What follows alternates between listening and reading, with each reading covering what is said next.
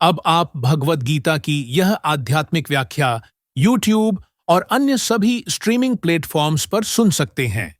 Link description में उपलब्ध है।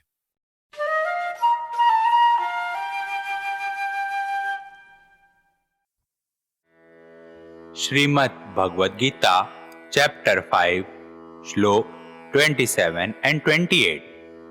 स्पर्शान् कृत्वा बहिर्ब्राह्मन् चक्षुक्षेक्ष्वान्तरे भुवो प्राणापानो समो कृत्वा नासाभ्यन्तरचारिणो यतेन्द्रियमनोर्बुद्धिर्मुनिर्मोक्षपरायण विगतेच्छ्वाभयक्रोधो यम सदा मुक्त एव स। तो देखो, इस श्लोक में भगवान कृष्ण योगी लोगों के, ऋषि मुनि लोगों के मेडिटेशन का प्रोसेस बताते हैं। भगवान बोलते हैं कि जब तुम ये मेडिटेशन करने आओ तो तुम अपने दिमाग के जो टेंशन है, जो स्ट्रेस है, जो बाहर की जो चीजें हैं उसे बाहर ही छोड़ दो। मतलब अगर ऑफिस का कोई टेंशन चल रहा है, ऑफिस में कुछ प्रॉब्लम चल रहा है, वो चीजों को बाहर छोड़ दो। कोई काम था, बॉस ने दिया था करने को, नहीं हो पा रहा है, वो टेंशन चल रहा है, उसको भी बाहर छोड़ दो। किसी ने कुछ बोल दिया, गुस्सा आ गया तो मैंने भी उसे पलट के बोल दिया, फिर मुझे उसका गिल्ट हो रहा है। ये सब जो चीजें दिमाग में चलती है, इन सब चीजों को बाहर छोड़कर तुम बैठो। ठीक है, बैठने के बाद अपने दोनों आंखों को बंद करो। बंद करने के बाद जो आईब्रो के बीच का जो स्पेस है उस पे ध्यान केंद्रित करो, ध्यान लगाओ।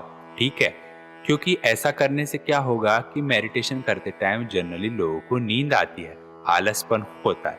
बट अगर तुम अपने आंखों को बंद करके आईब्रो के बीच के स्पेस में ध्यान दोगे, ध्यान लगाओगे, तो आलसपन नहीं आएगा मेडिटेशन करते टाइम। ठीक है, फिर जो प्राण और अपान है, इनहेल और एक्सहेल, इन दोनों के स्पीड को सम कर दो। मतलब सेम रहे वो स्पीड। ऐसा नहीं कि इनहेल फास्ट कर रहे हो और एक्सहेल स्लो कर रहे हो, ऐसा नहीं।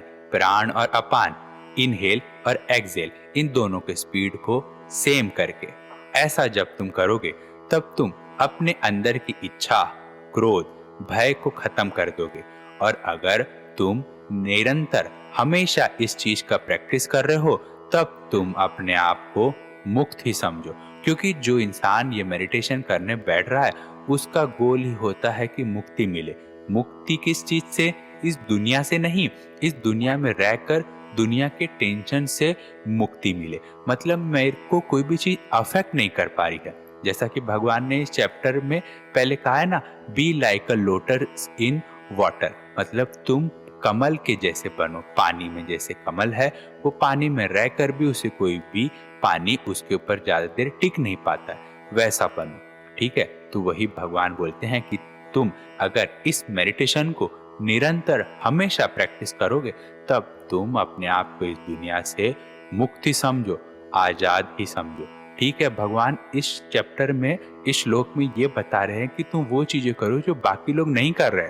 अगर तुम वो चीज कर रहे हो जो बाकी लोग नहीं कर रहे, तब तुम अपने आप को उनसे अलग ही पाओगे, क्योंकि तुम वो सब चीजें कर पा रहे हो जो वो नहीं कर पा रहे हैं। तो वही भगवान इस श्लोक में सीक्रेट बता रहे हैं।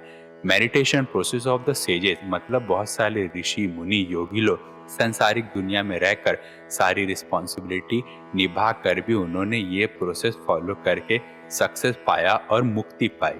ठीक है, तो वही भगवान इस श्लोक में बताते हैं।